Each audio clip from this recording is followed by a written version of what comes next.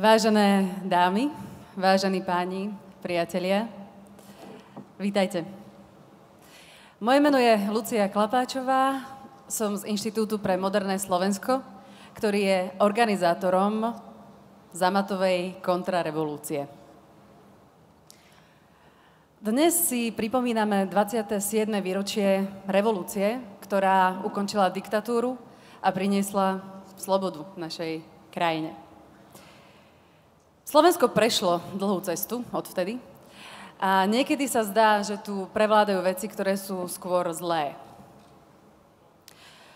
Oligarchovia si delia krajinu, korupcia vládne, hore-dole sa odpočúva, môžu vás na ulici len tak zbiť. Včera sme mali diskusiu v Banskej Bystrici, kde, ako sme sa dozvedeli, sme mali pánov zo samosprávneho kraja so zbraňami. A xenofóbia, nacionalizmus a extrémizmus sa stávajú normálnou súčasťou slovníka aj tých, ktorí tvrdia, že sú liberáli a bránia túto slobodu. Na druhej strane ale možno nie je všetko úplne také zlé. Patríme do klubu najbohatších, najvyspelejších krajín sveta, do Európskej únie. A máme to, čo pred 27 rokmi vyzeralo nepredstaviteľné. Diaľnice, aj keď možno nie ešte úplne až do Košíc. Máme plné hypermarkety, môžeme cestovať kam chceme, hovoriť čo chceme. Sme slobodní.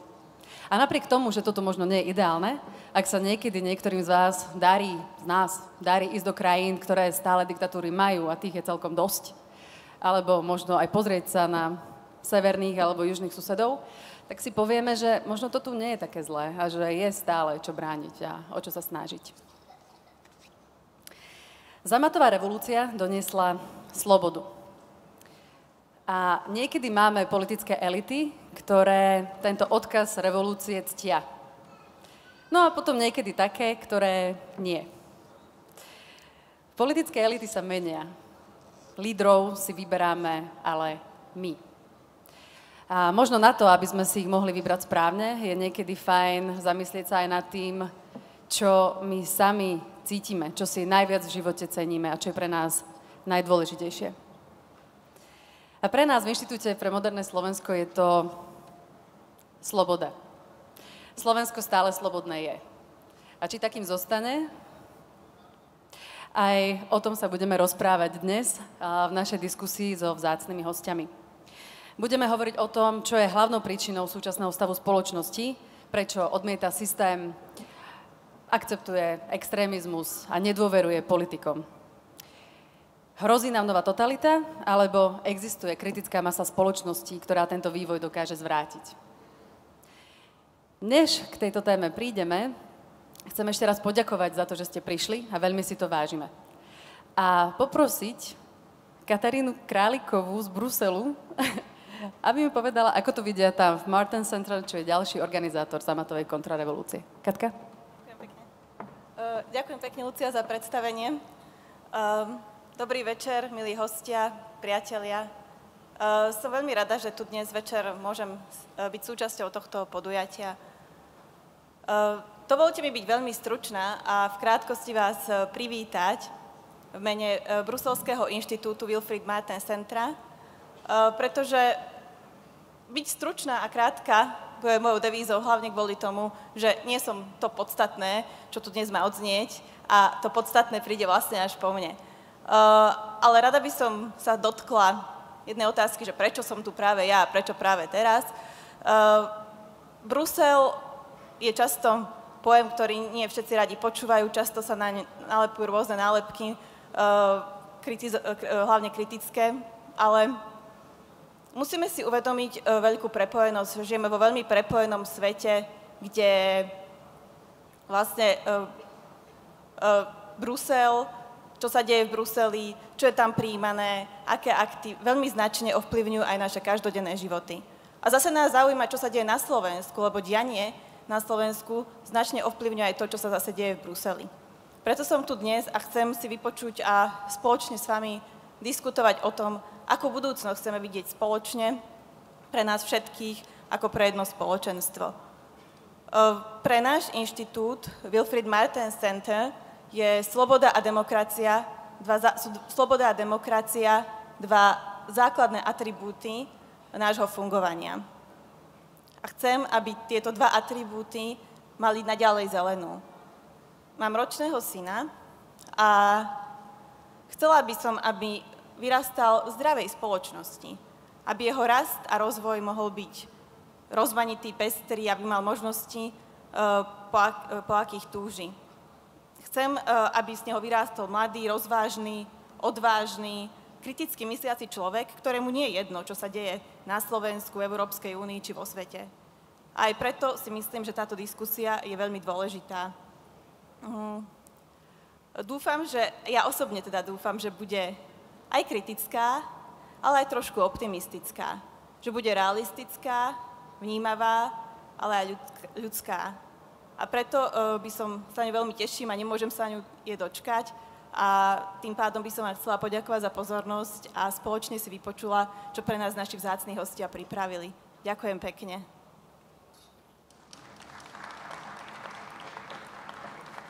Ďakujem veľmi pekne. A teraz to, na čo čakáme. Dovolte mi privítať spisovateľa Vladimíra Balu. Poďte sem. Nech sa páči. Hudobníka, bývalého ministra Michaela Kocába.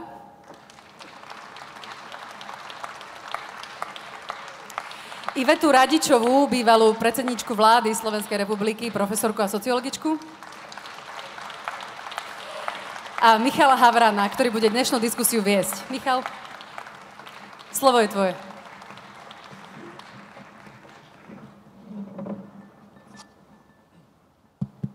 Dobrý večer všetkým, ďakujeme, že ste prišli.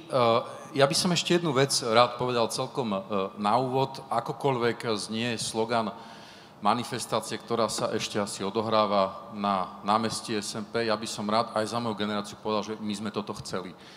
A chceli sme, aby sa stalo aj 17. november, aj veci, ktoré s tým súviseli. To, že sa to nevyvíja vždy podľa našich predstav, je druhá vec, ale aby nedošlo k nejakým zvláštnym interpretáciám. A ešte predtým, ako budeme hovoriť, tak by som vás chcel uviesť do témy. My sme boli včera s Ivetou v Banskej Bystrici a ak to ešte neviete, tak Banskobystrické divadlá, ktorých zriaďovateľom je župa Banskobystrická, dostáva z vodcovho bunkru dnes prípisy o tom, že musia nahlasovať externých hostí a predstavenia, vrátane divadelných alebo debatných predstavení vyzerajú tak, my sme z toho včera boli s Ivetou svedkom, že príde tzv. 8 kontrolórov, ktorí ešte z nich cítiť, že boli predtým v posilke a sadnú si do sály a natáčajú si všetko a kontrolujú teda, že či nahlásení externí hostia a hostky boli tí, ktorých divadlá musia nahlasovať. Čiže je to taký malý úvod do témy, ktorá dnes bude predmetom našej diskusie. Budeme hovoriť asi hodinu 20, hodinu 25 podľa toho, ako nám vydá dnešná téma. Budeme hovoriť v zásade, alebo pokúsime sa hovoriť o troch veľkých blokoch. Prvý už tu zaznel, je to už aj trošku taká možno veľmi osvojená, jednoduchá explikácia toho, čo sa deje, že elity sa údajne odtrhli od obyčajných ľudí a obyčajní ľudia sa teda búria, aby elity, ktoré sa od nich odtrhli, im ponúkli riešenia. To je prvá vec. Druhá vec je, do akej miery a v akej chvíli sa má demokracia brániť voči tomu, čo sa dnes deje nielen na Slovensku, ale aj v Európe a už dokonca aj v Spojených štátoch. A na záver si povieme, aby to nevyzeralo ako psychoterapeutický anonymný večierok, ako sa z toho dostať, ak sa z toho dá dostať, ale určite nedostane posledné slovo Bala, lebo potom by sme išli nakoniec všetci vo veľmi zlom stave domov, čo mal byť literárny kompliment k jeho dielu. A začnem Michaelom. Vymyslela to Iveta, že mám začať Michaelom, tak začnem Michaelom Kocábom. Zahrievacia otázka. Máte pocit, že sa deje niečo, čo je štandardné, že to je bežná demokratická prevádzka, prichádzajú aj takí politici, aj onakí, alebo je to už za hranicou toho, čo je ešte únosné pre tie zriadenia, v ktorých ešte stále chce asi väčšina Európanov a Američanov žiť? Tak děkuji, ale já bych ještě s vaším dovolením předtím chtěl poděkovat za to, že jste mě pozvali 17. listopadu právě v tomto pro mě, ale pro nás všechny nesmírně důležitý den. Na Slovensko do Bratislavy chtěl bych říct, že máme vlastně naše kroměřížská výzva velkou akci na Václaváku, trochu mi nerozuměli, protože stojím vlastně jako jeden z mála lidí v čele té kroměřížské výzvy, ale já jsem přislíbil, že sem přijedu a řekl jsem si, ten slib je důležitá věc. Co je to vlastně slib? To je něco, co člověk nemusí udělat. Nemusí, nikdo nikoho nenutí nikomu nic slibovat. Ale pokud ho udělá, tak pak to musí dodržet. Jo? A pokud to nedodrží, tak už se jedná jaksi o problém. A tento problém zasahuje vlastně i do našeho tématu. Jako to předvolební slib, jako v poslední kampani, kterou jsme viděli, versus realita, se stále více od sebe vzdalují. Takže já jsem šťastný, že jsem zde, byl jsem zde na mnoho 17. listopadů, jsem rád, že sedím vedle paní expremiérky Radičové, které si nesmírně vážím, velice obdivuji vašeho prezidenta, cítím se zde dobře a před nějakou malou chvíli jsem řekl, promiňte ten úvod, ale ta diskuze, a jsem host, tak si to musím říct, jsem řekl, že co mě vlastně, když jsem měl po dálnici do Bratislavy, co mě vlastně nutí k tomu, aby všechny významný, nebo řadu významných dnů trávil v Bratislavě. Jak to, že vždycky odjíždím do Bratislavy, dostanu pozvání a mohl bych si vybrat. A pak jsem to pochopil, tak jsem si odpověděl, teď my jsme vlastně dvojčata, která se zrodila v jednu vteřinu, v jednu mikrosekundu v roce 18. Jsme se zrodili jako dva státy vedle sebe, měli jsme společnou republiku a pak se, jak prostě ten organismus vyroste, tak se naše cesty rozdělily, ale pojí nás prostě společné dějiny, jak v roce 18, tak potom i v roce 89, takové ty základní uzlové body, znovu nabitá, poprvé a po druhé nabitá svoboda. A proto jsme si blízcí a proto já se zde cítím doma. A teďko k tématu. Je to komplikovaná věc. Mluví se o sebeočistné schopnosti demokracie. Demokracie, liberální demokracie, což dle mého názoru je jediný momentálně možný společenský, politický systém, který má trvalou schopnost přežít, protože dává svobodu, bere si svobodu pro sebe a dává svobody ostatním, očekává respekt a zachování důstojnosti pro sebe, ale to stejné se snaží uplatnit i vůči všem ostatním, tak ta sebeočistná schopnost liberální demokracie nyní je v zatěžkávací poloze a my nedokážeme přesně stanovit, nebo já aspoň to nedokážu, možná, že naši diskutující budou mít jiný názor, jestli to, co se odehrává, je za hranicí už, a nebo jestli je to právě jedna ze zkoušek, ve které má ta demokracie obstát a možná, že si za nějakých pár let řekneme, no ano, zvládli jsme to. Dneska se do čela Ameriky dostává osoba, o kterém je možno pochybovat, my to klidně můžeme vyjádřit, protože to vyjadřují hlavně Američané, že jo? Velká část, přes polovina Američanů, vyjadřují jako pochybnost, jestli vůbec to není komiks. My se dostáváme do polohy, že se stávají věci, které bychom mohli prohlásit i za komiksové doslova. To není jenom toto, to je třeba i Brexit. Kdo z nás by před časem řekl, že Velká Británie odejde z Evropské unie? To bylo prostě nemyslitelné a je pryč. A nyní se dostává do čela teda americké vlády osobnost, která jaksi jeví určité charaktery komiksové figury, zejména ze svých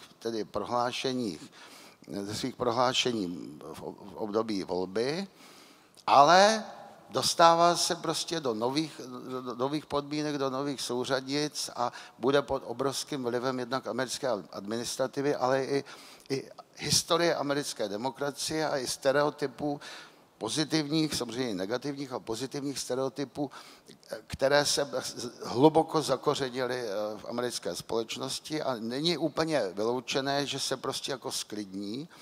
Pokud bude pokračovat tím způsobem, který naznačil před volbami, tak samozřejmě si myslím, že už může dojít k tomu, čeho vy se obáváte, že to je překročení té hranice. Ivetka, opýtam sa teba. Skús. Áno, sme už za hranicou, alebo je to záťažový test, ktorý sa bežne praktikuje aj v rámci prevencie napríklad? Ešte raz by mi dovolte povedať všetkým príjemný dobrý večer. Je mi naozaj veľkou cťou a potešením, že práve 17. novembra sme si našli čas a vôľu, aby sme sa stretli, aby sme sa zhovárali. Ja si totiž myslím, že práve to, že sa tu môžeme takto stretnúť, je priamym dôkazom toho, že sa naplnilo to, čo sme tak veľmi chceli 17. novembra roku 1989. Že sme chceli byť slobodnými, rovnoprávnymi ľuďmi, nielen v svojom súkromí a mať vnútornú slobodu, ale môcť byť aj navonok slobodnými ľuďmi, môcť vysloviť názor, ktorý možno v tom okamihu ani neladil s väčšinou a nebyť za to trestaný, nebáť sa byť sám sebou. Áno, máte pravdu, ak budete namietať, že ale na tú podobu, kam sme to dobačovali za 27 rokov, sa začína veľmi zle pozerať. Že sa v tom začína veľmi zle žiť. Že prevláda v atmosfére spoločnosti nespokojnosť, chvíľami až veľká agresivita. A že sa niečo vážne stalo. A hľadáme častokrát toho vinníka, na ktorého máme ukázať prstom a niekedy ho vieme pomenovať aj správne. Ale to, čo sa udialo, je prirodzená súčasť demokracie, teda toho, čo sme chceli. Spoločnosť je rozdelená. V spoločnosti sú spory. Potiaľ to je to v poriadku. Potiaľ to je to v poriadku dovtedy, kým tá rozdelenosť má ako v tých počtoch spoločného menovateľa. Teda, že ten spor vedieme preto, aby sme hľadali lepšie pravidlá pre demokraciu, lepší prístup k rovnosti pred zákonom, lepší spôsob kontroly moci, lepší spôsob obsadzovania verejných funkcií, aby neboli zneužívané. Teda nejakú, v skratke poviem, spoločnú víziu, kam chceme tú našu spoločnosť v rámci sveta posúvať, ako ju chceme vidieť. Obávam sa, že sme stratili zreteľ na spoločného menovateľa. Na to, čo nás má spájať. A druhý moment, obávam sa, že sme prestali si uvedomovať, a keď hovorím množné číslo, tak mám teraz na mysli časť elity, tej politickej elity, že 2 rozhodujúce štiepenia, hlavne na Slovensku, spôsobujú veľkú mieru nespokojnosti. A sú to sociálno-ekonomické otázky, veľmi vážne, prežívania, a teda naplňania ideálu slobody v podobe rovnosti príležitostí, lebo oprávnene si viacerí povedia, jaká príležitosť, ja žiadnu nemám a ani ju sám nemám šancu vytvoriť. A potom ten spor alebo štiepenie národnej suverenity, svojbytnosti a začlenenia sa v globálnom svete a vplyvu nadnárodných spoločností. Veď to vidíme každodenne, k tomu tam sedú Bisku, Rusko, alebo ten stále častejšie zlý Brusel, taký všelijaký Washington, kde sa kadečo teraz odohralo a odohráva a rastie napätie v spoločnosti. Ale ten základ vidím v zmene reality, na ktorú mnohé politické elity nereagujú, neponúkajú riešenia. mávajú nad tým rukou alebo zneužívajú tú situáciu a vezú sa na prílive nespokojnosti, frustrácie, arogantnosti a nespokojnosti. Vytvoria vášeň, sami sa dostanú do siete a pasce tejto svojej vytvorenej vášne, stupňujú vášnivé prejavy, ktoré už strácajú úplne racionálne základy, nasľubujú nezmysly s vedomím, že sľub nemusím splniť. Klamú, začíname im tolerovať tieto lži, lebo ponúkajú nejakú vzdialenú nádej, že možno sa teda o mňa postarajú, keď už som sa dostal do tej neriešiteľnej situácie. A k tomu dodávam áno, priama odpoveď, mali by sme byť nesmierne citliví na to, čo sa v spoločnostiach odohráva. Pretože signály typu, keď budem mať v rukách verejnoprávne médium, potom poviem, ako ho reformovať. Signál, ktorý rieši v Národnej rade Slovenskej republiky, či poslanec smie alebo nesmie jesť horálku, namiesto toho, aby parlament riešil zásadné problémy a potichu prechádzajú zvyšovania záťaže občanov daňové, signál, že u susedov zaniká vážne dôležité opozičné médium, signál, že zaznieva slogan, ktorý viacerí politici opakujú a znie: ja som váš hlas. Ja som hlas skutočných občanov, znamená, že tí ostatní nie sú ani občania, ani skutoční, a teda, že ich z tej spoločnosti vytláčam, že ich diskvalifikujem, že ich nemienim počúvať. A poviem to ešte názorne na téme Brexitu. Aké pobúrenie vyvolalo rozhodnutie 3 sudcov, že má o Brexite spolu rozhodovať parlament vo Veľkej Británii, vedie tu hlas ľudu. Referendum každý rešpektuje, má odporúčací charakter, ale s plným vedomím, aká časť populácie bola za a aká časť populácie bola proti. A že ten parlament je štandardnou demokratickou inštitúciou, ktorý toto rozdelenie spoločnosti až polarizáciu má vyriešiť a má nájsť spôsob dohody pri tých vyše 500 okruhoch rozdelenia, ktoré sa budú riešiť, ktoré tú menšinu nevyhodia zo spoločnosti. Inými slovami, ten spoločný základ stále bol, je a bude v liberálnej demokracii ochrana práv menšín, a to aj v prípade, že je tá menšina tá, ktorá napríklad nesúhlasila s Brexitom.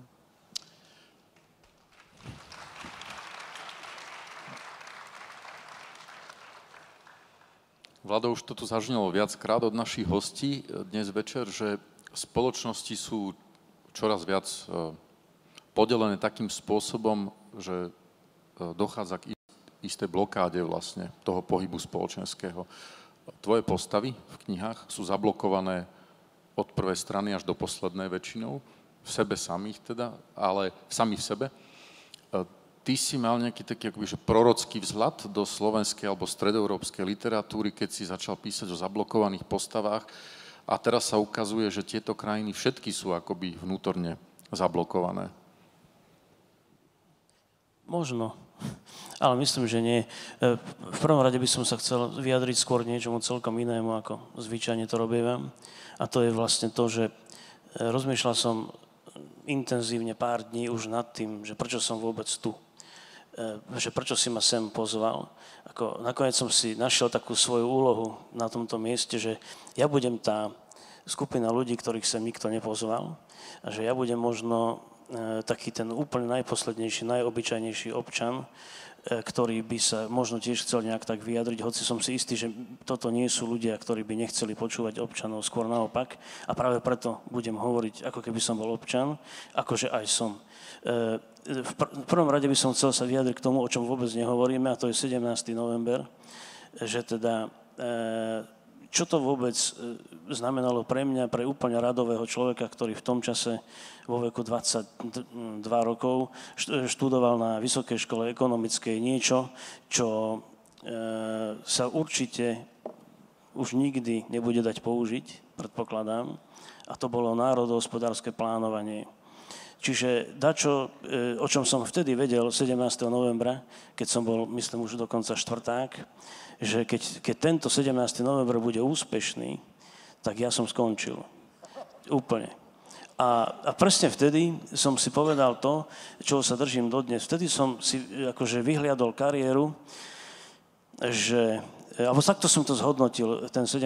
november, že keď ja budem bezdomovec a budem spať pod mostom, tak aj tak budem navždy vďačný tým ľuďom, ktorí spôsobili 17. november. A je mi úplne jedno, či to bol nejaký eštebák, ktorý sa tam hral na mŕtvého, ak je to pravda, alebo to boli ľudia, ktorých si vážim dodnes, ktorí to nejakým spôsobom dokázali, na rozdiel odo mňa, celé roky, nie že pripravovať, ale žiť tak, ako keby sa to niekedy mohlo stať, čomu nikto z nás neveril, že sa to raz môže stať, ale stalo sa. Takže toľko k 17. novembru ešte k tomu, že vlastne mne sa moja predstava o tom, čo bude nasledovať, našťastie nesplnila. Ale ešte stále si myslím, že keby sa splnila, tak by som bol jednak už možno mŕtvý, ale jednoducho to, čo som zažil za 22 rokov socializmu, sa mi strašne nepáčilo. Takže to iba na margo 17. novembra, keď už sme tu kvôli tomu. A žiadne proroctvo nebolo v hre. Jednoducho, ja som mal celý život zlý pocit zo života, tak subjektívne. A tento pocit jednoducho pokračoval, bude pokračovať v každom možnom režime, aj ktorý nám tu pripravujú možno nejakí noví proroci, ktorí napríklad dnes ráno rozdali asi do všetkých schránok na Slovensku taký svoj časopištek, taký pekný. Mne nie. No mne áno, mám ho vo vrecku. Volá sa to Naše Slovensko a tam sú také tie ich rôzne tézy a návrhy a tvrdenia a proste predstavy budúcnosti a tieto veci, tieto vety ma v podstate nadchli, pretože tieto vety sú ako vystrihnuté z knihy od Eduarda Nižňanského, myslím, tak sa volá. Tá kniha sa volá Nacizmus, holokaust a slovenský štát. A tu oni vo svojej publikácii, a predpokladám, že aj v budúcich publikáciách, sa krásne odhalujú a krásne sa hlásia k tomu, čo my sme teda už aspoň z tých čítaniek dávno spoznali. Čiže ja si teda myslím, že to, čo sa tu deje, to, čo už pomaly alebo väčšina občanov začína považovať za niečo normálne, je vlastne len opakovanie histórie a tým pádom je vlastne bolo by možno ľahké zistiť, čo proti tomu robiť.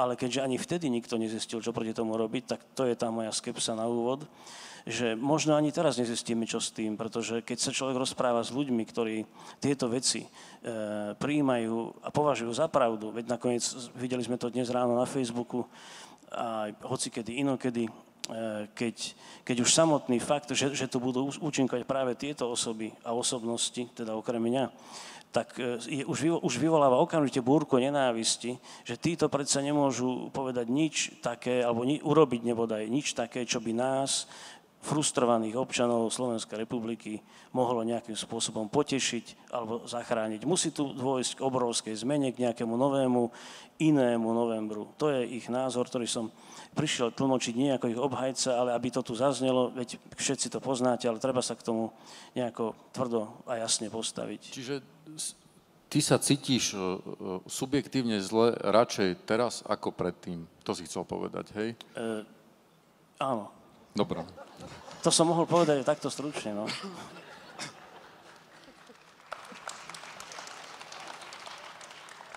Ešte sa k tomu predsa vyjadrím.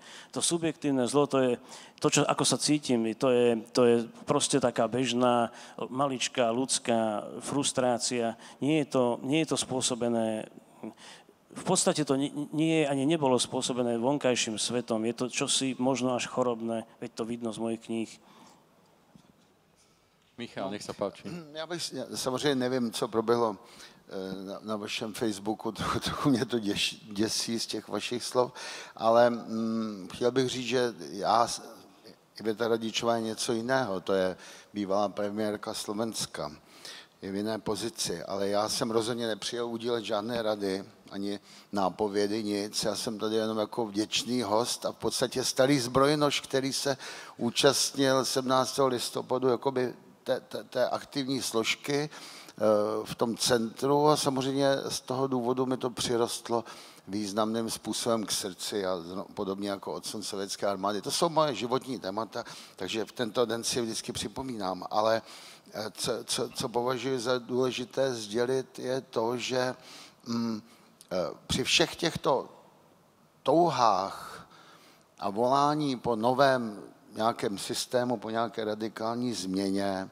je potřeba si uvědomit, dle mého názoru, zase to není žádná rada, já jsem taky normální člověk, nejsem v žádných politických strukturách, jsem stejný občan jako vy, hudebník, muzikant, tak si musíme uvědomit, že tady žijeme společně v určitém prostoru evropském, že ten prostor se nezmění, ani teď, ani za 1000 let, že tady budeme pořád vedle sebe a že máme dvě možnosti. Buď to budeme dělat maximum pro to, abychom se neustále nějakým způsobem smiřovali, abychom si prostě určitým politickým kompromisem osvojovali to vnímání té reality té druhé strany, pochopili, co ostatní nebo jiné národy chtějí, žádají, protože pokud to k tomu nedojde a pokud dojde k rozvalu, tak jak dneska ho cítíme napříč tedy obyvatelství jednotlivých států, tak pokud by se to přeneslo i na rozval mezi evropskými státy, tak jaká je alternativa? Neexistuje žádná alternativa jiná než válka nebo nějaké opravdu veliké hospodářské konflikty, které nás poškodí všechny. Brexit, nebrexit, nedávno jsem byl na anglické ambasádě, tam jsme se o tom bavili, teda ne s ambasadorkou, se zástupcem, tak jsme si říkali Brexit, nebrexit, my prostě v tom společném prostoru zůstáváme a ve své podstatě se stejně nic nezmění, jo? Protože neustále jsme propojeni, ať už tedy jako člen Evropské unie nebo jenom jako sousední státy a zase nám nezbývá nic jiného, než hledat východisko a hledat nějakou smířlivou cestu a smířlivý postoj. Neexistuje žádný jiný systém politický, ke kterému bychom se mohli obrátit. Není ve výhledu, pokud o nějakém víte, tak klidně ho namítněte nebo navrhněte, to by mě to zajímalo, ale existuje jediná možnost. Demokratický systém a potom existuje systém autoritářský anebo totalitní a s tím jsme měli své zkušenosti a určitě mi dáte za pravdu, že autoritářství se prosazuje významným způsobem teďko v Rusku. V případě, že se odvrátíme od toho společného prostoru euroamerického, tak se neumíme dostat do pozice, alespoň mluvím za český stát, do pozice Švýcarska, jak by si to někteří představovali, to prostě nejde. A dostáváme se zase pod vliv Ruska. A nově u nás třeba i Číny, což je něco nepředstavitelného. A upozorňuji, že celá sametová revoluce nebyla o ničem jiném, než o vymanění se z ruského vlivu. To znamená, že potom by to bylo popředím toho vývoje 27letého od roku 89 a znamenalo by to, že celá ta cesta, kterou jsme urazili, vlastně byla zbytečná a toho se velice obávám. A jinak samozřejmě můžou být jakékoliv diskuze, jakékoliv snahy ubránit si svůj vlastní prostor. To je všechno legitimní, ale mělo by to být se společným jmenovatelem, že nesmí dojít k rozvalu mezi národy nebo mezi evropskými státy. Môžem niečo? Ja len jednu malú poznámku k tomu, že v súčasnosti to je na tom také čudné a symptomatické, že v súčasnosti podľa mňa konflikt neprebieha ani tak medzi jednotlivými štátmi a jednotlivými národmi, ale práve vo vnútri, medzi tými jednotlivými národmi vo vnútri. A to nie iba u nás, ale vlastne isté, že aj u vás, všelikde inde. A to je na tom takmer až, no teda veľmi ťažko riešiteľné, že tu prebieha konflikt vnútri medzi národmi a navyše jedna časť, to znamená tá, ktorá absolútne rezolútne, už sme totiž podľa mňa za hranicou, rezolútne odmieta demokraciu, natožpak liberálnu demokraciu a nenavrhuje nejaký iný režim, ale mlčí o tom, čo navrhuje v skutočnosti, tak ako si mlčky. A to tu predsa už bolo, to vieme. To je to, čo se děje, podle mě. Jenom jednu větu, protože Iveta to řekne teď všechno líp. Samozřejmě zatím uvnitř, a já jenom upozorňuji na to, že pokud to neuhlídáme, například upozorňuji na Maďarsko, tak se to může přesunout i na hranice států, ten konflikt. Tak to je škoda, že teraz, keď Babiš sa asi stane premiérom českým, nie? Tak Michal Kocab by mohol začať kariéru politickú na Slovensku. Možno, že by sa to hodilo. Iveta, nech sa páči. Samozrejme, že nikoho s trochou štipky súdnosti a srdca nemôže nechať chladným to, ak sa stretáva s nenávisťou. Ale nenávisť je pocit alebo postoj, s ktorým neviete v konečnom dôsledku nič viac urobiť, ako pokúsiť sa nájsť dôvody, hlbinné príčiny, z ktorej vyrastá. Ak tam vôbec nejaké sú.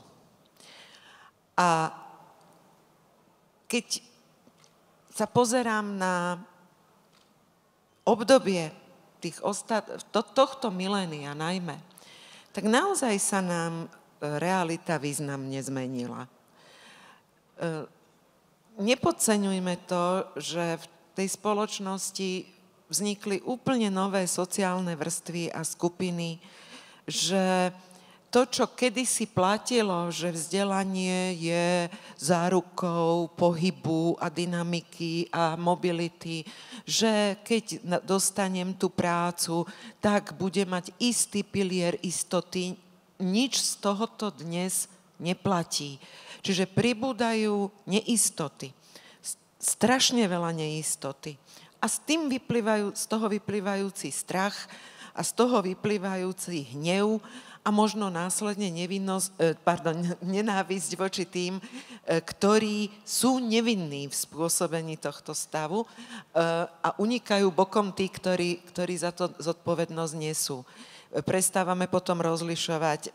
Ale keď hovoríme tak vážne slova, že tí nespokojní ľudia, ktorí mnohí objektívne majú na to dôvod. Či už preto, že sme vzbudili cez sľuby očakávania, ktoré v mnohom neboli splniteľné. Alebo preto, že naozaj neistota, ktorú každodenne zažívajú, je deprimujúca a zväzuje im mysle, ruky a schopnosť byť šťastný. Alebo preto, že keď si pred seba dajú tie 2 A4 a tu mám napísať, čo sa mi v živote podarilo a tu mám napísať všetky tie pády, tak mi z toho vyjde, že tých mínusov je neporovnateľne viac. Jednoducho tých skupín je veľmi veľa a stalo sa v tomto období aj vďaka zlyhaniu politických elít, áno, že množstvo ľudí z rôznych dôvodov nespokojných má prevažujúcu silu v spoločnosti ako tých, ktorí môžu vyslovovať prevažujúcu spokojnosť. Dokonca sa k tým nespokojným pridávajú predsa aj skupiny tých, pre ktorých práve demokracia a sloboda bola hlavnou hodnotou, veď nie sme spokojní s jej súčasnými pravidlami, tak ako funguje. Takže tá skupina je naozaj mohutná a otvorená pre oslovenie rôznymi hlásičmi jednoduchej pravdy, opakujem tými hovorcami, ja som tvoj hlas, ktorí úplne polarizujú spoločnosť, ktorí možno otvárajú priestor na úvahy, že to chce revolúciu, ale tu je na mieste zásadná otázka.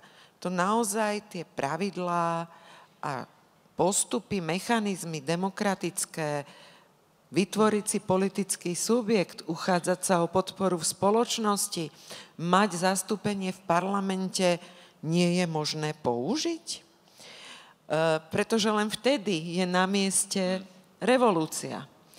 Ak tento mechanizmus zlyhal, pýtam sa, zlyhal? Ak je tu silná skupina nostalgie za komunizmom... Aj myslíš, že ešte je? Áno, je. Je, hej? Je.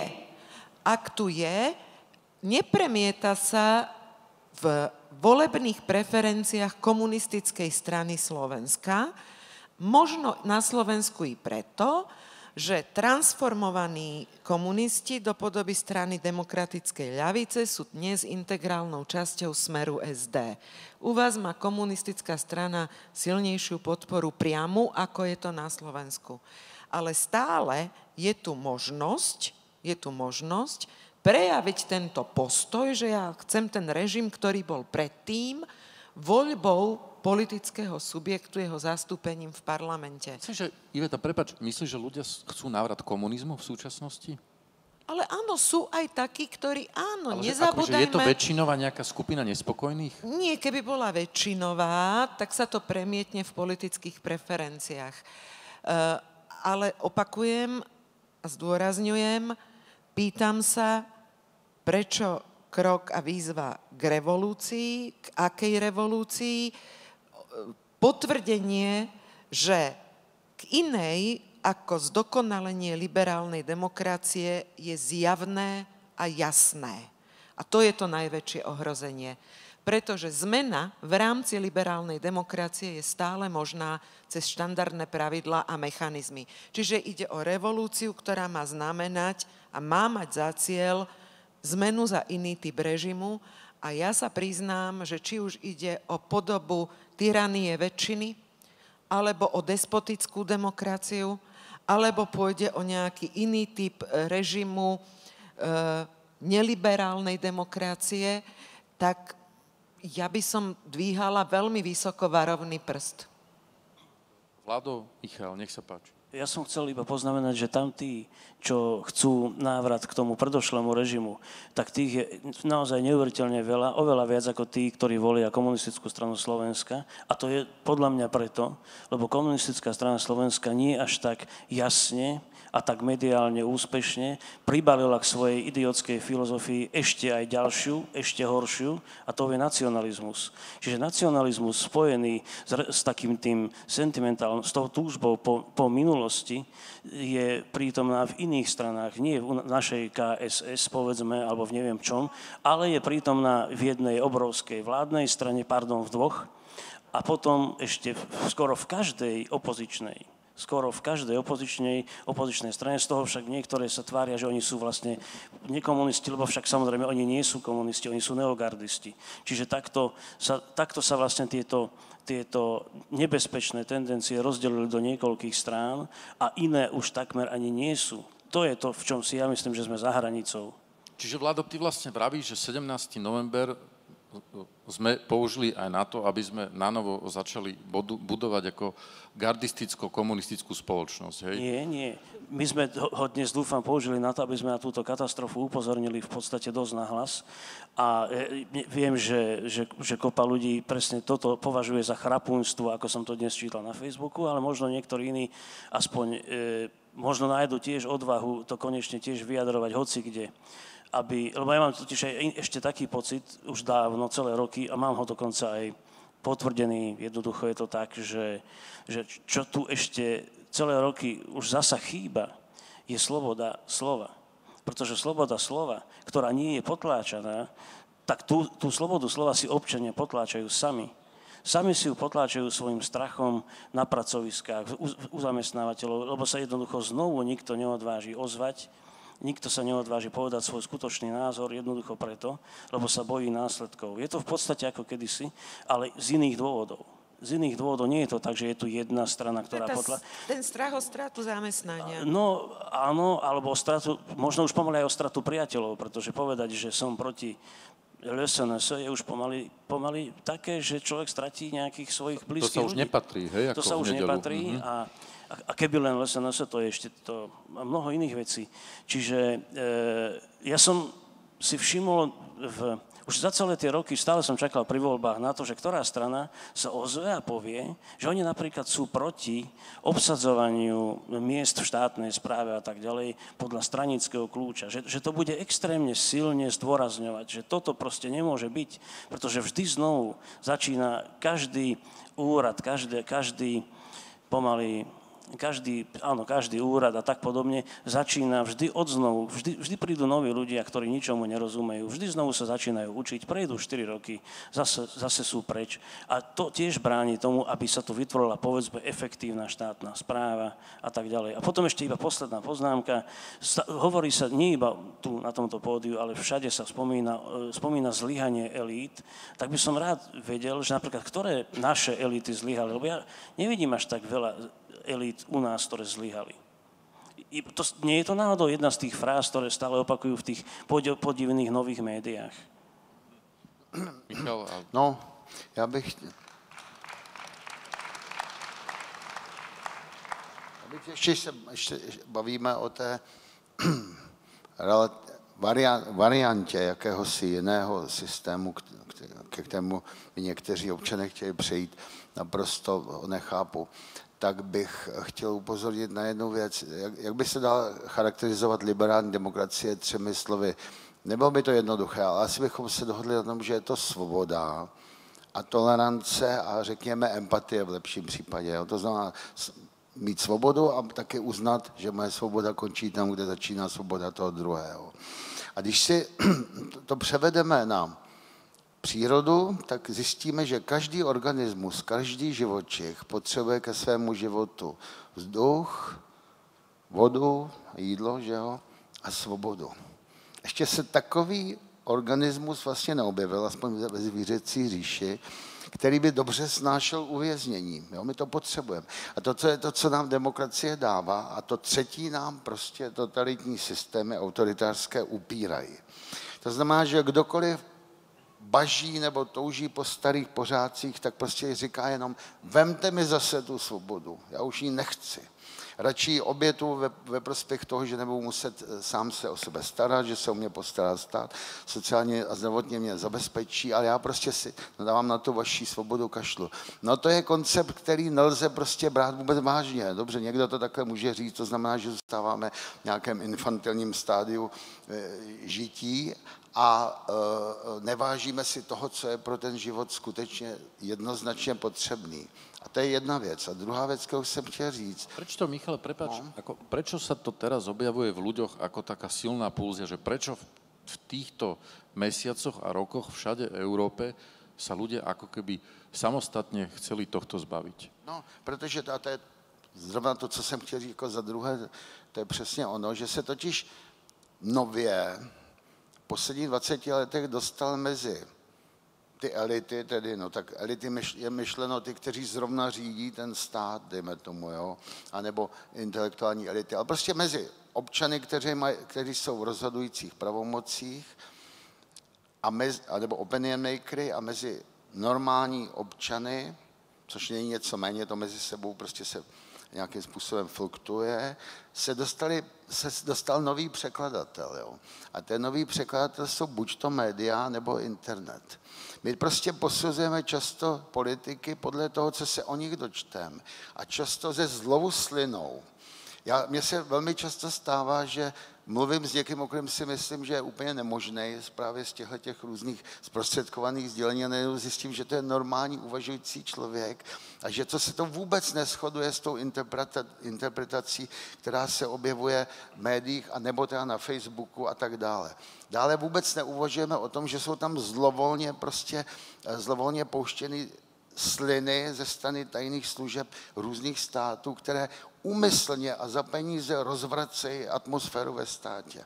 Takže to je záležitost, která se moc nediskutuje. Němci to teď konečně otevřeli, do jaké míry vlastně to zhoršování atmosféry ve společnosti, do jaké míry za to odpovídají právě ty různé, já nevím, jak se to teď přesně říká, ne tajné služby a takové ty, no, teď si to nespomenu, ale prostě jsou to lidé, já jsem se dozvěděl, že jsou to lidé, kteří jsou normálně placení. Že Trolovia, hej? No trolové, ale že to je armáda normálně placených lidí, třeba já nevím, 300-400 mladých lidí, kteří se do toho pustí a začínají to tam hned sázet. A my už nikdy nerozlišíme, jestli je to názor společnosti nebo ne. A zároveň s neodpovědnými médii, ne všechna jsou neodpovědná, některá jsou odpovědná, ale jsou také neodpovědná, jsou schopni zhoršovat atmosféru v době, kdy ještě na tento fenomén není naše společnost připravená. A ani ty takzvané elity si s tím ještě nevědí rady. A je to trošku ako problém v tom, že 300-400 zaplatených ľudí niekde akoby dokáže zvrátiť v ľuďoch niečo, o čom by mali byť naozaj intimne a hlboko presvedčení? Dal si najprv otázku, že prečo vlastne sa dnes rozprávame na túto tému a prečo je to sprevádzané hneď a priornou nenávisťou. Ešte nikto nevyslovil ani názor a už je zle. Myslím si, že je to spôsobené tým, akú atmosféru predovšetkým politici vnášajú do spoločnosti. Keď jednoducho navzájom sami o sebe politici vyhlásia, že všetci klamú. Všetci sú klamári, všetci sú zlodeji. A ešte to hovoria navzájom sami o sebe. Keď iné nepočujete, len osobné útoky politikov medzi sebou, teda posunula sa tá debata, ten politický diskurs, verejný diskurs na to, kto viac dôveruje osobnej integrite jedného alebo osobnej integrite druhého. A všetko je naozaj sústredené na to, ako deklasovať tú osobnú integritu človeka, ako dostať z politického súboja človeka tým, že jednoducho si na ňo navymýšľate úplne bludy a pustíte to ako pravdu. Začne to fungovať ako jav a prenáša sa to do celej atmosféry v spoločnosti. A začína byť súčasťou našej politickej, nekultúrnosti, nemôžem už povedať kultúry, neuveriteľné urážanie, agresivita, už ako spojená až s výrazmi, ktoré nemôžem nahlas ani opakovať. A ako keby súťaž v tom, kto udrie teda lepšie, tvrdšie a kto buchne po tom stole. A reálny život, reálne témy idú mimo, ale čo si sa tým odventiluje? Čo si sa tým odventiluje?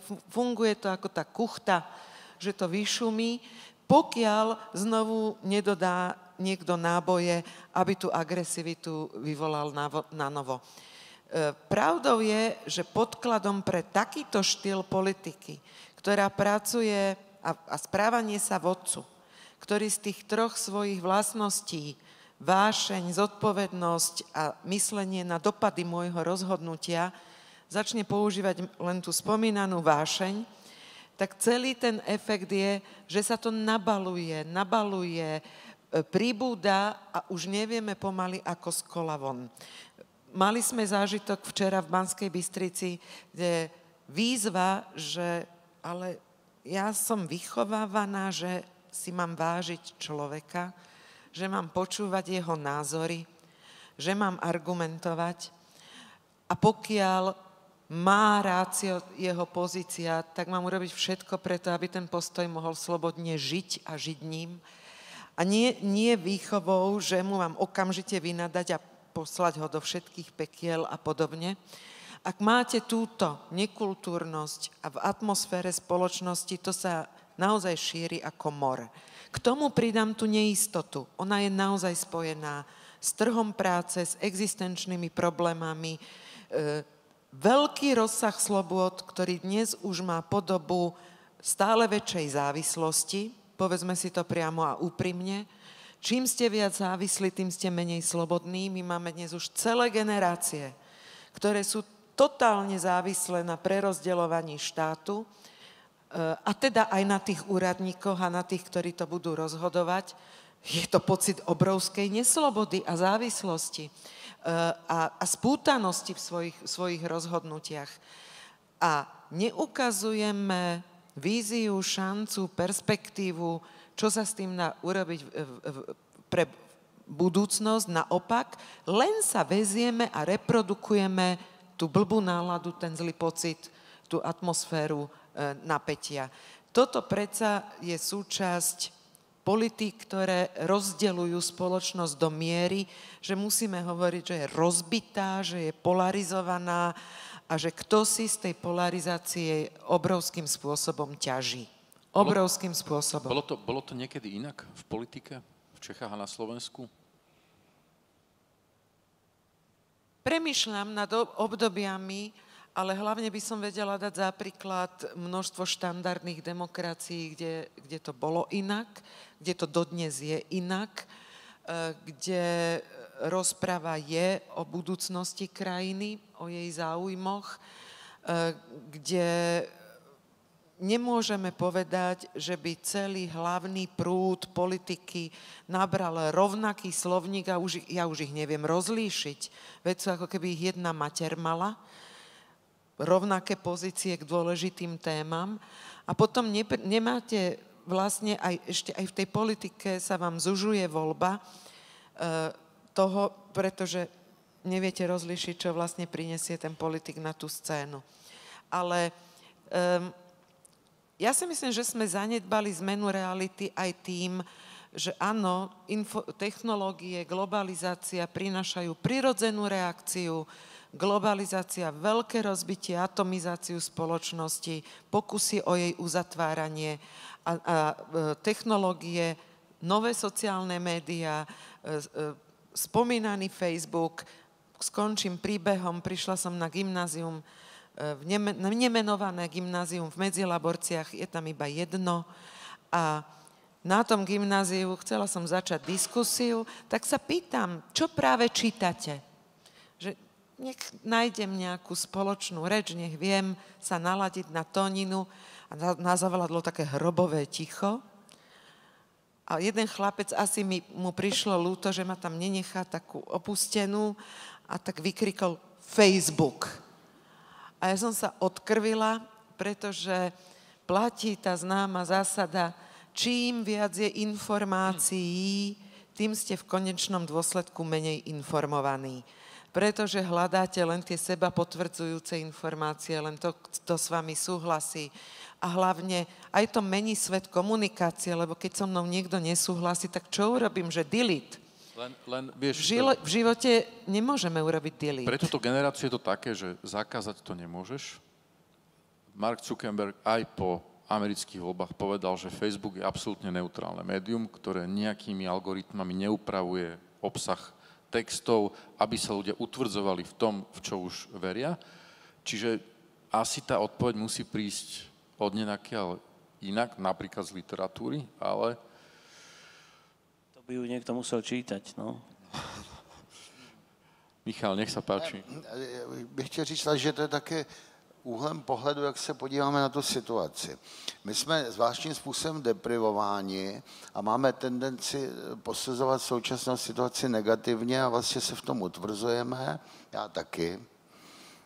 Ale je možno taky si říct něco jiného. Žijeme v nejdelším období míru v dějinách, já nevím, Evropy. Možná historik by možná vyštrachal nějaké trošku delší období, ale určitě ne v 19. ani ve 20. století. Žijeme v období prosperity a žijeme v období svobody. Takže my bychom vlastně mohli být šťastní. A my, proč hledáme nějakou jinou variantu? Hledejme jenom tu variantu, jak to udržet. Protože co nám scházelo? Představovat si, že to bude bez problémů, že sociální problematika bude vyřešena jednou provždy. To asi se nestane nikdy, to bude paní premiérka vědět líp než já. To je prostě asi nedosažitelný cíl.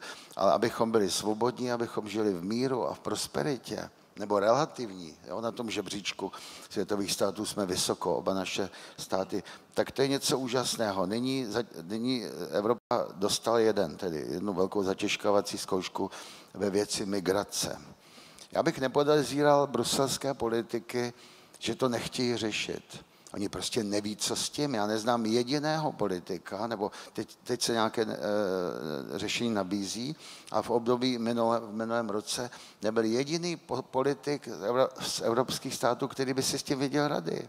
To nebylo, že by to nějak chtěli, nebo nějak by něco zatajovali, nebo měli nějaké skryté cíle. Oni prostě nevěděli, co s tím, protože stav lidských práv, tak jak jsme se vyvíjel po roce 1945, neumožňoval udělat tvrdou vojenskou hráz těm uprchlíkům. Nikdo z vás, ani z nás, kdokoliv by se dostal do rozhodující pozice, tak by nedal, žádný Evropan by nedal příkaz potápějte třeba ty čluny ve Středozemním moři. To je nad rámec našeho vůbec vnímání. Jsou tam děti a to prostě nedokážeme. A oni to nedokázali.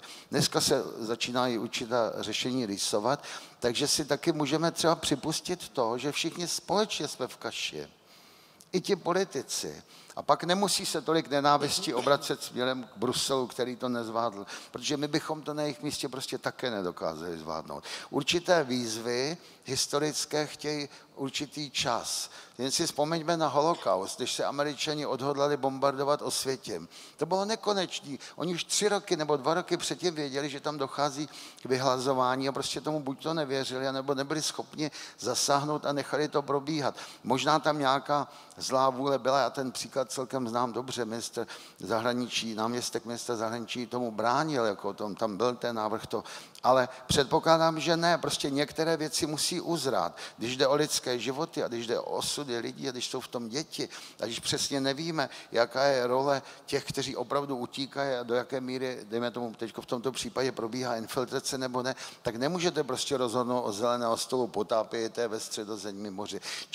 Čili bychom se na to dívali s tímto chápavějším prismatem a s prismatem toho, že člověk i politik má právo na omyl a samozřejmě by se z něj měl poučit, už končím, tak pak bychom mohli celou tu záležitost vidět trochu optimističtěji a věřit, že se z toho prostě dostaneme a že bylo dobře a že ještě bude dobře. Nech sa páči. Nemôžem si pomôcť, áno. Možno je to jednoduchá odpoveď.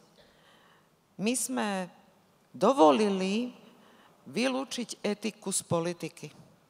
Sme to dovolili. A ako sme to dovolili, Iveta? Príjmame utilitárne, pragmatické pozíciovanie sa politikov, ich ponuku. Akceptujeme ich nemorálne správanie sa. Príjmame to. Pretože klamstvo je nemorálne. Kedy to tak nebolo, toto? Povedz mi. Ale túto otázku som dostala už asi 100-krát, že kedy politici neklamali. Ako prepáč, viem ti vymenovať celý zoznam politikov, ktorí nepoužívali lož.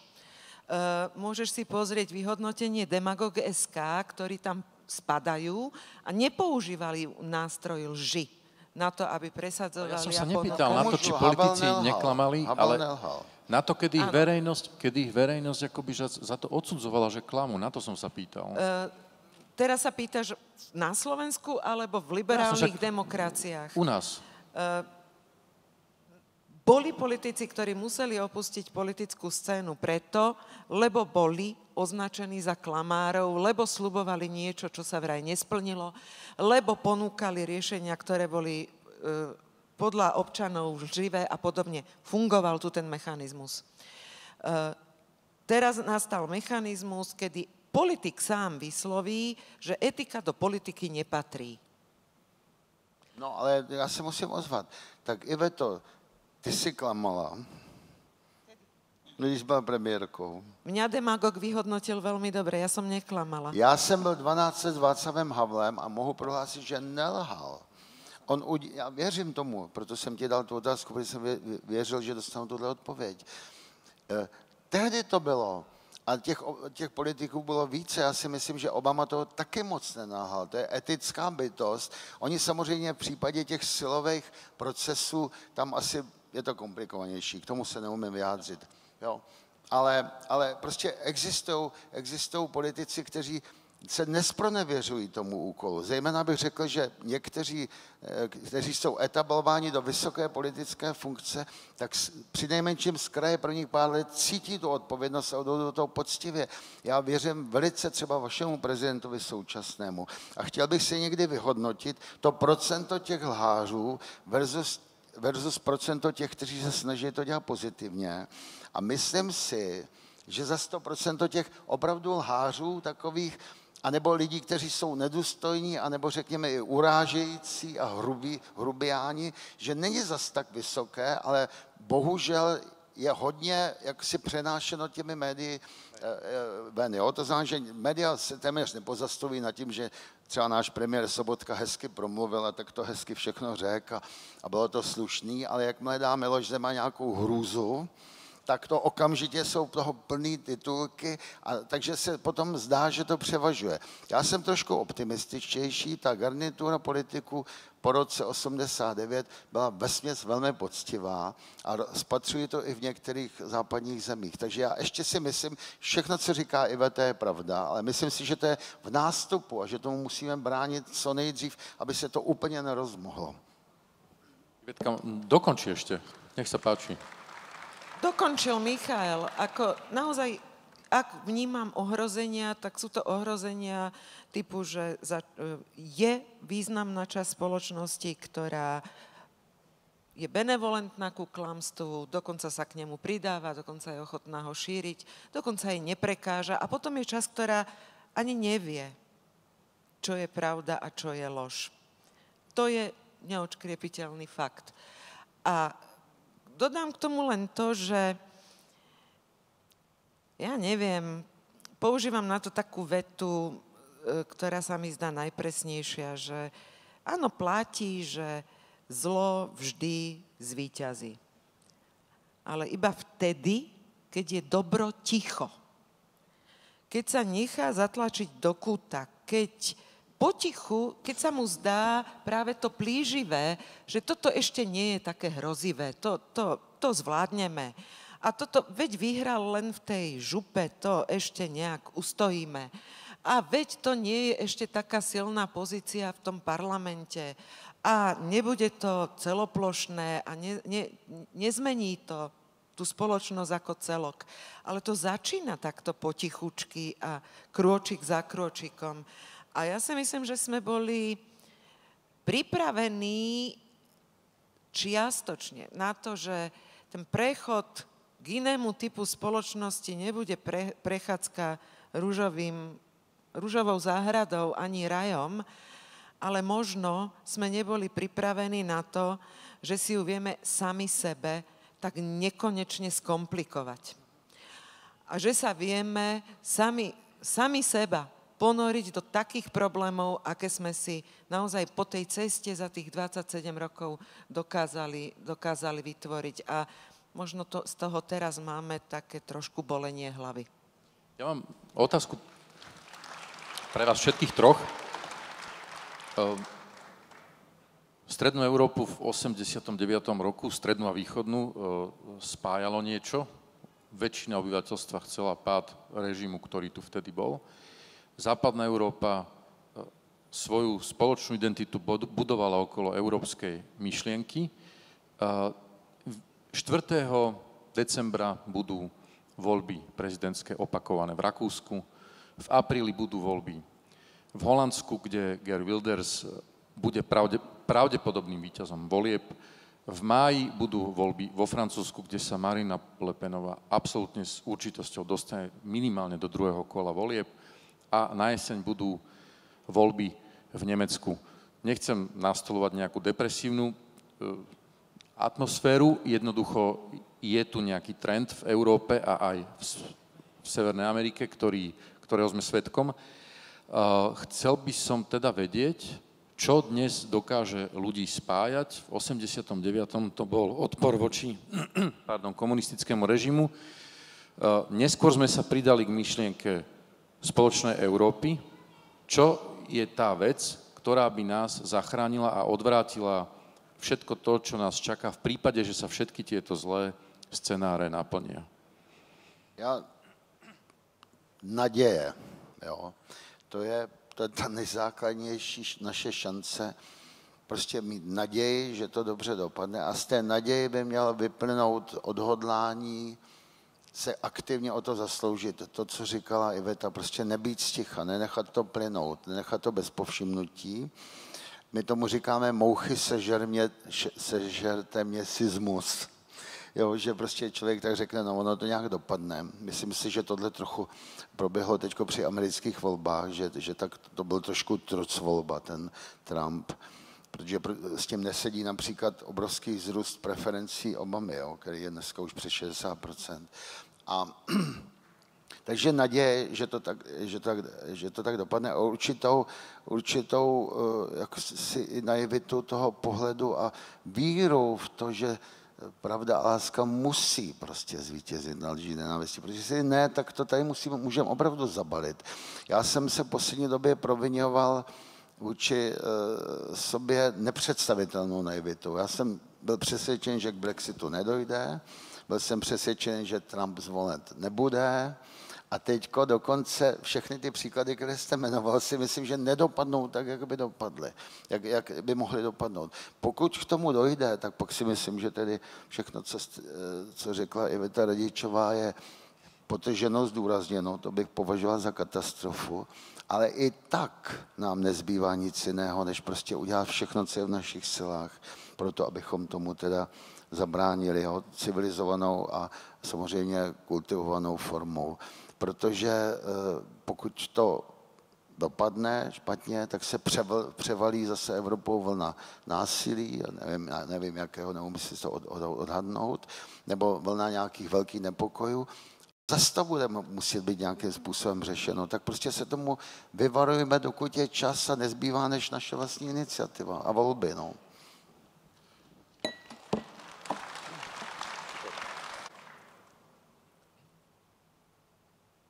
Každý vzťah má minimálne 2 strany, potom sú také vzťahy, kde je viacej zúčastnených, ale hovoríme o tom štandardnom. A v prípade politiky je to nie len otázka na voličov a ich preferencie, ale aj akú majú ponuku k dispozícii. Ak vymenoval si Miško, kto má šance získať, aká radikálna pravica, lebo to je šialene radikálna pravica, vietor do plachát, tak sa musíme pýtať zároveň, ako to, že má šancu vyťaziť nad liberálnymi demokratickými silami. Ako to? Takže je niečo zlé v úvodzovkách v štáte dánskom, keď sa prehráva v súboji s jasne extrémistickými zoskupeniami. Je chyba v ponuke. Čiže ak sa ma pýtaš, čo ďalej, a rada by som naozaj bola optimistická a zároveň realistická. Neviem, či sa to teraz nevylučuje, ale skúsim to. Tak ten prvý krok je odvaha. Odvaha. Odvaha, aby sme dávali príklad tomu, čo to je prežiť dôstojný život. A že základným kameňom dôstojného života je vnútorný pokoj, integrita a sloboda. Ten druhý krok je, že časť politickej scény by sa konečne mala začať venovať realite sveta. Lebo sa jej nevenuje. A odpovedať na nové výzvy, ktoré realita sveta prináša a prísť touto ponukou. Čiže zmeniť ponuku, ktorú má ten občan k dispozícii z hľadiska obsahu politiky. Tretí krok, prestať robiť tú štandardnú alebo zabehnutú, zabehnutú, jednoduchú takzvanú reál politiku v 3 krokoch alebo 4, tak jednoducho. Veziem sa na prílive verejnej mienky. Na trhu politickom chytám percentá. potrebujem percentá na dostanie sa do parlamentu. Aby som tam bol, vytváram platformy úžitkové, utilitárne. Aby som zvýšil tie percentá, kopírujem čiste ten príliv verejnej mienky a vytváram z tých iných, ktorí chytajú inú časť verejnej mienky, životných nepriateľov. Tí nepriatelia sú v opozícii, ak prehrajú, a cyklus sa opakuje, lebo chcú vymeniť víťazov. Pokiaľ bude mať politika tento priebeh, tak na tom prílive prevažujúcich nespokojných budú vyhrávať politici typu, ktorých si vymenoval. Ale máme šancu, znovu je to veľká výzva, je to intelektuálna výzva, je to výzva pre občanov, je to výzva pre politickú scénu, vrátiť do politiky reálne životy a život každodenný a vrátiť do verejnosti diskurs o témach, ako chceme tú spoločnosť vidieť a ako ju chceme mať.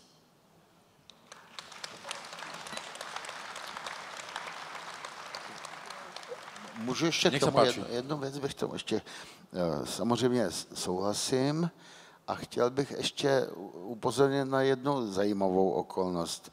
Já nevím, jak tady na Slovensku, ale u nás je slovo lidská práva téměř nadávka už. Jo? A já bych chtěl říct, že právě toto je ta naše záchrana.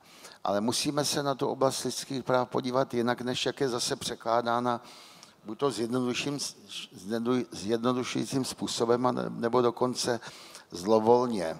Lidská práva jsou vnímána jako práva, která chrání nějaké menšiny, které nám často nejsou po vůli a slouží všem, jen ne nám, normálním občanům. Ale tak to přece vůbec není.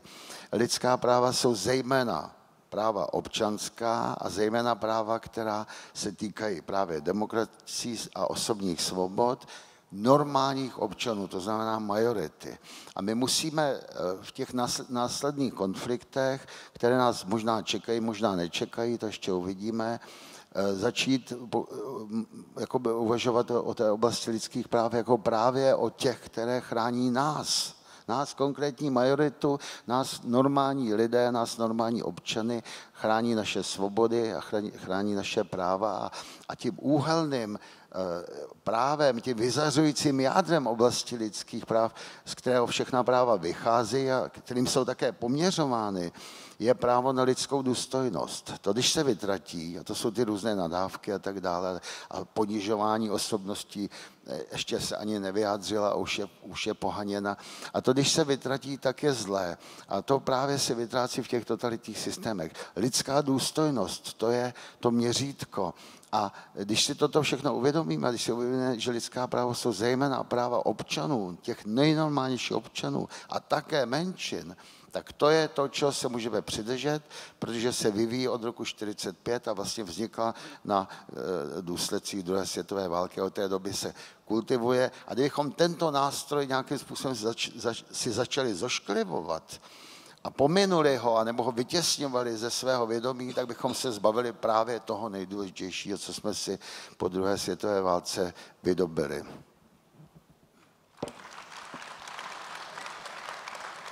Vlado, nech sa páči. Ja by som po dlhšom čase zareagoval na také dve veci, čo som tu počul. Jedna bola taká optimistická vec, podľa mňa optimistický názor, že takí tí trolovia, to sú mladí ľudia platení povedzme z nejakých centrál a ja strašne dúfam, že to tak je, ale bojím sa, že to tak nie je. Pretože ja poznám fakt strašne veľa ľudí, ktorí tieto strašné nezmysly, to, čo by inak mali robiť platení trolovia, robia zadarmo, s obrovským nadšením, lebo proste píšu to, čo si myslia, alebo si myslia, že si to myslia. Myslia si to preto, že to dostávajú od niekiaľ už pekne pripravené, ale nie tak, že nebodaj ich niekto poverí tým, že teraz chodte a my vám za to zaplatíme. Nie, oni to cítia ako svoju novodobú občiansku povinnosť, tvrdiť tieto nezmysly. A teraz sa vrátim k tomu, čo sme medzičasom zahovorili, a to bolo to zlyhanie elít. Zase nadviažem na to, čo tu bolo povedané, o tej obľudnosti, ktorú očakávajú možno niektorí ľudia od od európskych politikov, že keď pri téme migrácie, že veď riešenie by bolo také, keby sme potápali tie lode s týmito migrantmi niekde v Stredozemnom mori a či by ste verili, či nie, keďže sa takýto obľudný čin nestal, keďže nepotápame tie lode, tak to je pre nich zlyhanie elít. To je pre nich to zlyhanie, že ako sa môžeme púšťať migrantov, alebo teda tí zlí z Bruselu, ako to môžu robiť. Čiže keď hľadáme nejaké riešenie, tak by malo podľa mňa spočívať aspoň v tom, ako presvedčiť takýchto ľudí, že ich názor je zvrhlý a neetický a že dá sa zastaviť, alebo teda riešiť otázka migrácie, povedzme, že nejako inak. A to sa už asi všetci zhodli, že nie kvótami, ale nejakým iným normálnym, kultivovaným spôsobom. A toto by mal dokázať niekto kultivovane a normálne, ale pritom presvedčivo občanom vysvetliť. Máme tu my kultivovaného normálneho prezidenta a ja počúvam od týchto ľudí, s ktorými komunikujem, že by ho už nikdy nevolili. A obávam sa, že práve preto, že je normálny a kultivovaný, to je to, čo ja stále tu kuvikám, že obávam sa, že sme prekročili hranicu. Že niečo tu je už tak zlé a to sú tie veci, že keď niekoho prekvapí, že bol zvolený Trump a ja som nebol prekvapený, že bol zvolený, bol som iba zdesený, ale nie prekvapený, pretože hovorí sa o tom, že žijeme v rôznych našich facebookových bublinách a že každý si rád číta hlavne to, s čím súhlasí. Ja som úplne zvrátený človek, ja už od roku 89 čítam literárny týždenník napríklad, a slovenské pohľady, pretože tam čítam to, čo si myslia tí druhí. A títo druhí už pomaly v tom názorovom spektre začali prevládať a preto som vedel, že u nás LSNS bude mať 8%, to som sa potešil, že nie 10%. Čiže až tak ďaleko to zašlo. Takže ja tú nádej, áno, potrebujeme nádej, ale bojím sa toho, že tu každý pod nádejou mieni niečo iné v posledných rokoch.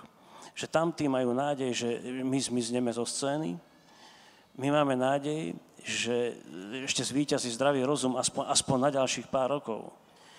Takto to vidím, žiaľ. Nechcel som to, ale musel som.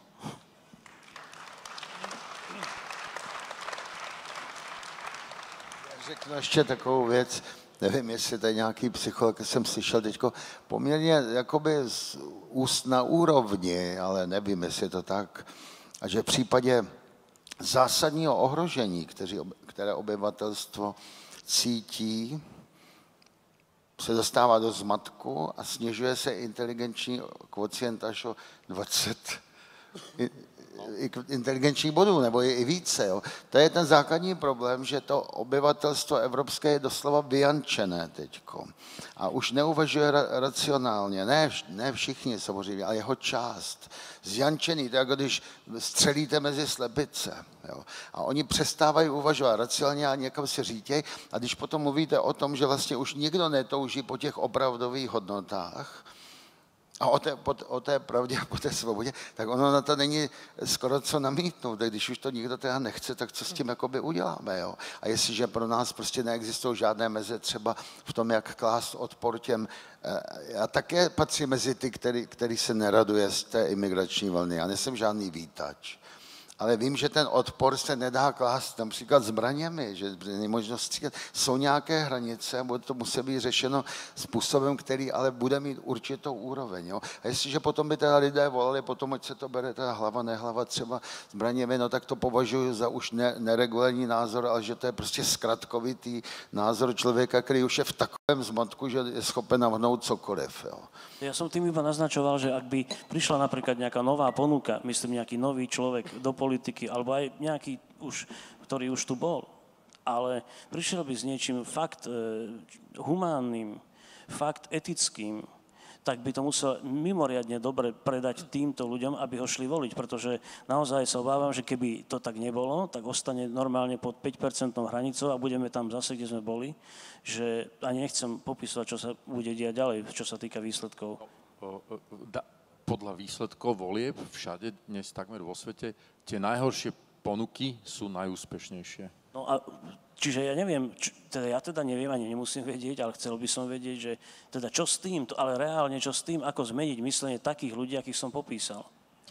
No, nezovšeobecňujme do takejto vety, Miško. Nie všade a nie prevažujúco tie najhoršie ponuky. Môžeme sa porozprávať o tom, Iveta, Nie, uvidíš. ohradzujem sa voči tomu. Áno, sú tieto sily, ale nie je to ešte ako prevážené a ten trend je viditeľný, ale pozri sa na sever Európy, pozri sa na ďalšie krajiny, uvidíme, ako to zvládne Nemecko, nepredbiehajme. Ale chcela som povedať takú, prepáčte mi to, ja tak vnímam politiku, tak asi preto do nej nepatrím za to, čo teraz poviem. Myslím si, že zmysel toho, čo robí politik, je, aby výsledkom jeho pôsobenia bolo aspoň o pár spokojnejších a šťastnejších ľudí viac, ako keď tú moc preberal. To sa mu má podariť. To má byť jeho cieľ. Aspoň zopár. To znamená, že urobí zopár zmysluplných krokov s pomocou ostatných, ktoré pomôžu či už vytvoriť podmienky na dôstojnú existenciu, alebo nebránia existencii tých, ktorí majú nápady a tak ďalej. Nejdem do detailov. To je zmysel politiky. Prečo sa dnes znovu sa k tomu vrátim, rozprávame o tom, že narastá tá nespokojnosť a frustrácia. Lebo výsledkom opakovane tých politík nebolo viac spokojných a viac ľudí s úsmevom, ale opačne. Tak reflektujme veľmi detailne, vyhodnoťme, čo sa v tých politikách udialo, že výsledok je opačný. A potom vieme vymenovať, že sociálna súdržnosť v spoločnosti rozbitá na padrť. Úplne.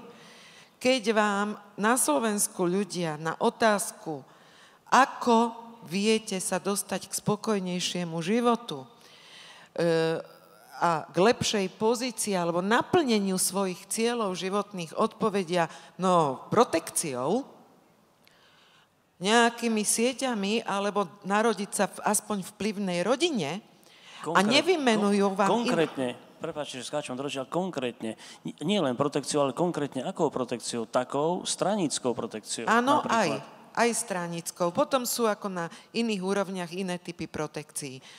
Áno, ale proste protekciou. Keď vám odpovedia na otázku, myslíte si, že je v našej spoločnosti zhoda nad tým, ako má vyzerať budúcnosť Slovenska? A 70% vám odpovie, no vôbec nie. Ako každý si myslí niečo iné. Keď sa opýtate na Slovensku, či dôverujú v to, že existuje v krízovej situácii inštitúcia, človek, moment, ktorý pomôže, 84% ľudí povie, že neexistuje, že proste nemajú komu dôverovať. Toto je zlý výsledok politiky. Môžeme rozprávať ostatné, čo chceme. Keď sa to premieta do takéhoto rozloženia nespokojnosti, do takéhoto rozloženia nedôvery, potom sa pre pána Jana nečudujme, že je na vlne emócia, ktorá práve hovorí, však vidíte, čo porobili. Toto je výsledok. Týmto chcete dať znovu dôveru.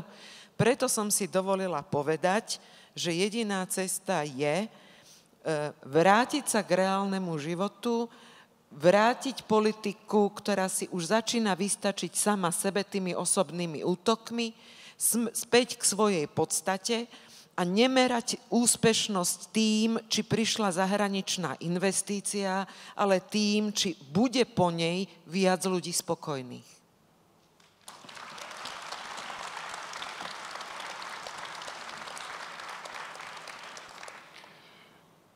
Iveta, bude to asi otázka na teba? Prosím, vy teraz neporozumiete na sekundu, ale ja to potom vyklebetím. Neopováž sa mi dať tú istú, čo včera. Nie, ja ti nedávam nikdy o Sulíkovi otázky. Už máme deal na túto tému, nie? o Sulíkovi nehovoríme. Prečo, keď vieš, ako má ponuka vyzerať, prečo, keď vieš, že tá ponuka dnes chýba, prečo do toho nejdeš?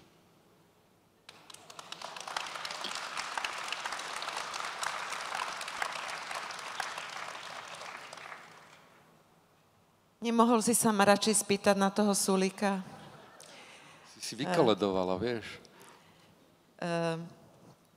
Ďakujem veľmi pekne za prejavenú dôveru.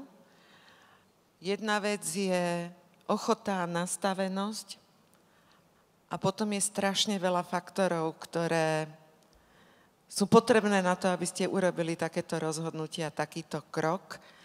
Ale chcem vám povedať, že ak k takému rozhodnutiu dospejem, tak určite v takejto spoločnosti a len s vami.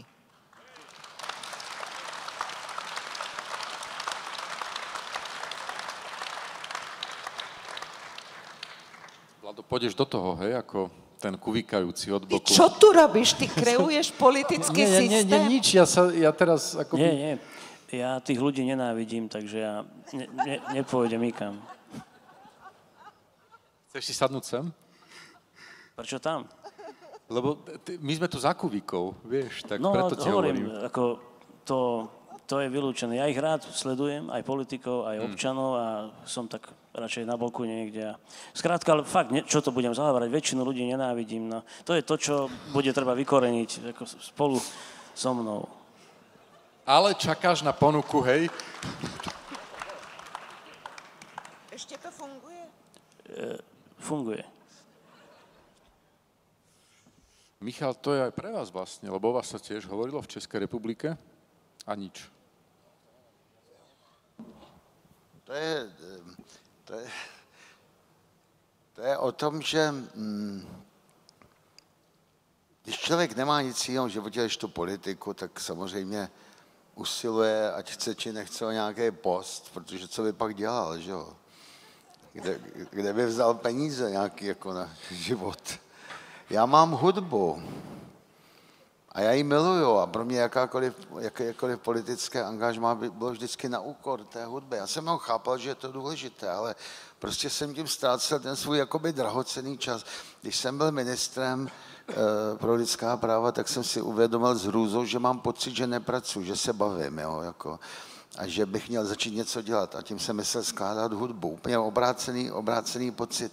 Tím jsem poznal, že jsem tělem a duší hudebník. A představa, že bych čistě hypoteticky se dostal do funkce, teď asi mluvíš o prezidentských volbách, já už bych se nedožil nikdy třeba toho, že bych se k té hudbě mohl vrátit. No to by bylo bolestivé. Jo. Čili já nemám žádnou přirozenou tendenci kandidovat, ani si o to jako vzdáleně nenápadně říkat. Ale existuje tam jedno ale, jo. My máme, já nechci, jsem jakoby, ne v cizím, ale v zahraničí, přece jenom nejsem doma, tak bych nechtěl jako problematizovat našeho prezidenta, ale pokud by ty tendence, které se v naší politice v poslední době objevují, měly pokračovat a pokud by se neměl vůbec nikdo proti tomu postavit, pokud by se nenašel relevantní protikandidát tomu našemu doslova do písmene příklonu, ale teda hrubému příklonu, ono to má v češtině, v slovenštině jiné označení, jo. Rusku a Číně, pokud by se opravdu nikdo nenašel a měl bych to čistě hypoteticky vidět, já nebo kdokoliv, tak ten kdokoliv by do toho měl jít. Protože jestli to bude pokračovat, tak je potom povinností každého občana. Snad i Ferda Mravenec by měl v takovém případě kandidovat a určitě Zimmermann.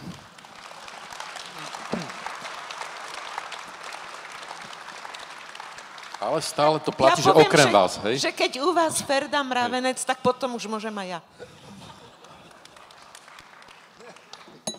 To já myslím, že jste se velmi osvědčil, že vy můžete jít už před Ferdou Mravencem a jako daleko před ním. Budeme pomaly končiť, pretože o chvíľu začnú ešte koncerty. Dnešné večerné príde Michal Koca, bude dnes dokonca aj hrať. A preto prišiel aj. K tomu zdávání něco krátce řeknu, jo. To jsou přesně mé dvě polohy. Teď se tady bavíme a vypadám jako polopolitická osoba, že jo, svého času. A ten pražský výběr ze mě udělal úplnýho Tatrmana. A to je otázka, jestli vůbec... Mě to docela bavilo vyzkoušet ten český národ, jestli by takového prezidenta přijal. Teda. I tohle by byl jediný důvod, proč bych do toho šel. Protože ten pražský výběr je rozjívený, roztatrmanovaný a provokující vlastně v průběhu celé své existence. Já to tady nakonec tento přerod teďko předvedu jako live, ale není to úplně jednoduchá věc. To je prostě jsou ve mně dvě různé bytosti, které se spolu vlastně ani moc nebaví. Protože já nemůžu z pozice té jedné druhé myslet na tu druhou, protože to je úplně jiný svět. Je to svět nadhledu, nadsázky, ironie, i když dobromyslné, a jakýchsi možností zjednat si svobodu uvnitř jakéhokoliv systému. To jsme nakonec předváděli během socialismu. Čert vem nějaký Jakeše a Bilaky, že abych zabrousil sem. Mimochodem, Bilak žije ještě? Žije, že jo, no. Takže pořád... Nie. Už není mezi námi. A Lorenz ale je mezi námi ještě. A... Jo, a prostě ta hudba má obrovské kouzlo pro všechny, dokonce i pro ty, kteří žijí v hlubokém totalitním systému, v Rusku, ale i v Číně, všude. Hudba je něco, jsou takové střípky planetární komunikace, nemusíte k tomu znát žádný jazyk a prostě je vám v tom dobře a to je svět, který mě by se strašně těžko opouštěl. Ja ešte doplním, že Braňo Jobus a Karpatské chrbaty budú hrať takisto dnes večer, lebo na záver predsa len, aj keď to možno nepôsobilo tak radostne, zase až toľko dôvodov na radosť nie je. Áno, Ivetka, nech sa páči. Sú dôvody na radosť, je ich nesmierne veľa, keď sa dokážeme každý deň potešiť z drobnosti a keďže neviem, či budeme v takejto zostave spolu a blížia sa tie najkrajšie sviatky roka, tak ja vám ich želám krásne, pohodové a požehnané. V kruhu rodiny, bez stresu a bez toho, aby vám politika tiekla aj z vodovodného kohútika. Proste ich vypnite. A ešte predtým na záver vám želáme pekný sviatok 17.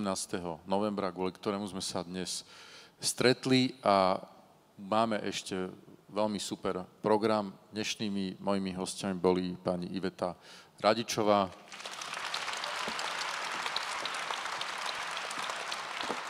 pán Michal Kocáb a pán Vladimír Bala. Ďakujeme pekne, pekný večer a pekný sviatok.